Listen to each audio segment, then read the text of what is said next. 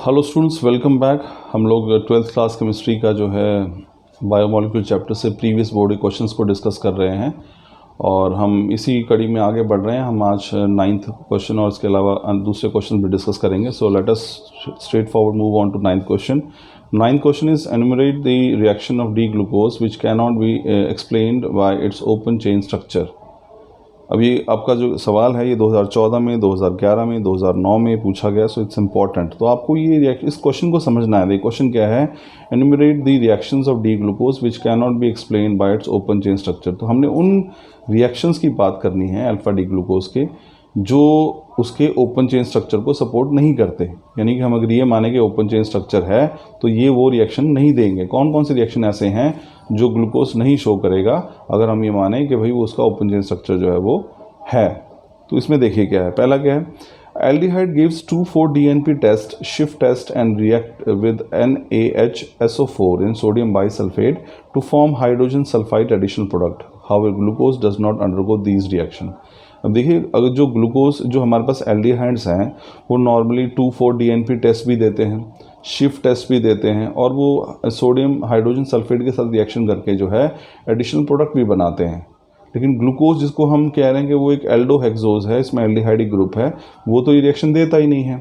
इसका मतलब कहीं ना कहीं अगर हम इसको ओपन चेन स्ट्रक्चर मान रहे हैं तो ये रिएक्शन तो ये हम सही नहीं हो सकता। यानी कि एल्डिहाइड ग्रुप जो है वो फ्री नहीं होना चाहिए, ये तो उसका कुछ स्ट्रक्चर जो है वो कुछ और प्रकार का होगा। सेकंड देखिए, the penta acetate of glucose does not react with hydroxylamine. जो पेंटा एसिडेट बनता है जब इसकी रिएक्शन कराते हैं एसिडिक एनाहाइड्राइड के साथ, तो वो जो पेंटा एसिडेट बनता है ग्लूकोज में वो हाइड्रोक्सिलामीन से रिएक्शन नहीं करता। इसका मतलब ये हुआ कि ग्लूकोज के अंदर जो फ्री CHO ग्रुप है वो एब्सेंट है। यानी फ्री, अगर वो ओपन चेन होगा तो उसमें CHO ग्रुप फ्री होना चाहिए, लेकिन यहाँ पे ये रिएक्शन नहीं हो रहा है। इसका मतलब क्या है कि ग्लूकोज का जो CHO ग्रुप है वो फ्री नहीं है। तो ये भी इसके जो ओपन चेन स्ट्रक्चर को कहीं ना कहीं डिस्कार्ड करता है। थर्ड देखिए, जो ग्लूकोज है it exist in 2 crystalline form alpha and beta. जो हमें पता है जो ग्लूकोज है वो 2 फॉर्म्स में एग्जिस्ट करता है, अल्फा और बीटा। तो दोनों जो है हमारे पास the form crystallises from a concentrated solution of glucose at 303 kelvin and beta form crystallises from hot and saturated aqueous solution at 371 kelvin. तो दोनों फॉर्म जो है वो अलग अलग टेम्परेचर पे जो है क्रिस्टलाइज होते हैं, अल्फा और बीटा। तो ये बिहेवियर भी हम एक्सप्लेन नहीं कर सकते अगर ये हम मान के चलें कि ग्लूकोज का स्ट्रक्चर जो है वो ओपन चेन है। तो इसलिए हम ये रिएक्शंस हैं 3 जिनकी हमने बात की है कि वो 2,4-DNP टेस्ट, शिफ्ट टेस्ट और सोडियम बाइसल्फेट के साथ रिएक्शन नहीं कर रहा। इसका मतलब ओपन चेन नहीं हो सकता ग्लूकोज का स्ट्रक्चर, यानी एल्डिहाइड ग्रुप फ्री नहीं है। जो पेंटा एसिटेट बनता है वो भी हाइड्रोक्सिलामीन से रिएक्शन नहीं करेगा। ये भी सपोर्ट करता है कि भी CHO ग्रुप जो है वो फ्री, CHO ग्रुप जो है वो एब्सेंट है ग्लूकोज में। और तीसरा, ग्लूकोज के जो 2 फॉर्म्स हैं क्रिस्टलाइन फॉर्म अल्फा और बीटा, उनको अलग अलग टेम्परेचर पर हम क्रिस्टलाइज कर सकते हैं अलग अलग कंडीशंस में। तो ये बिहेवियर भी जो हम एक्सप्लेन नहीं कर सकते अगर हम ये माने कि ग्लूकोज का स्ट्रक्चर जो है वो ओपन चेन है। तो आई एम श्योर ये स्टूडेंट्स क्वेश्चन आपको समझ में आएगा। नेक्स्ट क्वेश्चन पे चलते हैं हम लोग। It's a very important question.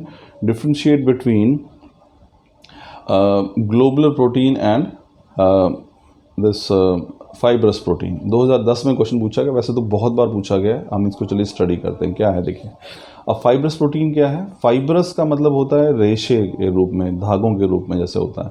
और ग्लोबुलर प्रोटीन का मतलब होता है ग्लोब के रूप में, एक हमारे पास स्फीयर के रूप में स्ट्रक्चर। तो नाम से ही आपको क्लियर हो जाएगा। फाइब्रस प्रोटीन देखिए क्या है? इट इज़ फाइबर लाइक यानी कि thread like structure formed by the polypeptide chain. These proteins are held together by strong hydrogen and disulfide bonds। तो कई बार जो प्रोटीन्स होते हैं उनमें वो लंबे थ्रेड के रूप में, धागों के रूप में से अरेंजमेंट होती है उनकी, उस प्रकार से अरेंज होती हैं पॉलीपेप्टाइड चेन के अंदर। और ये चेन जो है वो हाइड्रोजन बॉन्ड और डाइसल्फाइड बॉन्ड के जरिए इंटैक्ट रहती हैं। इन प्रोटीन्स को हम फाइब्रस प्रोटीन कहते हैं। अब ग्लोबुलर प्रोटीन जैसे नाम से ही पता लग रहा है कि वो एक धागा लपेट लें आप और उसको गोला बन जाए, तो वैसा ही स्ट्रक्चर ग्लोबुलर प्रोटीन्स का होता है। धागे की तुलना आप पॉलीपेप्टाइड चेन से कर सकते हैं। तो पॉलीपेप्टाइड चेन को जब आप एक दूसरे के ऊपर लपेटते हैं तो एक गोला बन जाएगा, वही कहलाता है ग्लोबुलर प्रोटीन। देखिए क्या है ये। The polypeptide chain in this protein is folded around itself, giving rise to spherical structure। Globular proteins में जो पॉलीपेप्टाइड चेन है वो अपने ऊपर ही लिपटी हुई होती है और एक तरह से स्फेरिकल स्ट्रक्चर जो है वो बन जाता है।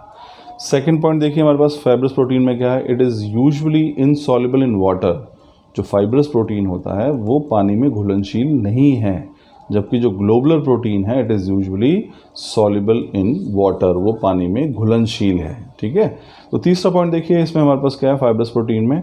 Fibrous protein are usually use for structural purpose. जो फाइब्रस प्रोटीन है वो हमेशा किसी भी लिविंग ऑर्गेनिज्म के स्ट्रक्चरल मटेरियल होते हैं, जैसे कैराटिन है वो नेल्स और हेयर्स में प्रेजेंट होता है आपका, कोलेजन जो है वो भी टेंडन्स में प्रेजेंट होता है, मायोसिन जो है वो मसल्स में होता है, तो ये स्ट्रक्चर बनाते हैं। तो मसल्स हो गए, टेंडन्स हो गए, हेयर हो गए, नेल हो गए, ये हमारी बॉडी के स्ट्रक्चर हैं और फाइब्रस प्रोटीन आमतौर पर इन स्ट्रक्चर्स का निर्माण करता है, फॉर्मेशन करता है। जबकि ग्लोबुलर प्रोटीन्स देखिए थर्ड पॉइंट क्या है, all enzymes are globular proteins, some hormones such as insulin are also globular proteins. जितने भी एंजाइम्स हैं जो हमारी बॉडी के बायोकेमिकल रिएक्शंस को कैटलाइज करते हैं वो सारे आमतौर पर ग्लोबुलर प्रोटीन्स ही होते हैं। तो एक हार्मोन है इंसुलिन, वो भी ग्लोबुलर प्रोटीन की कैटेगरी में ही आता है। तो स्टूडेंट्स ये दो क्वेश्चन हमने बड़े इंपॉर्टेंट डिस्कस किए हैं, आई एम श्योर आपको समझ में आए होंगे। Thank you.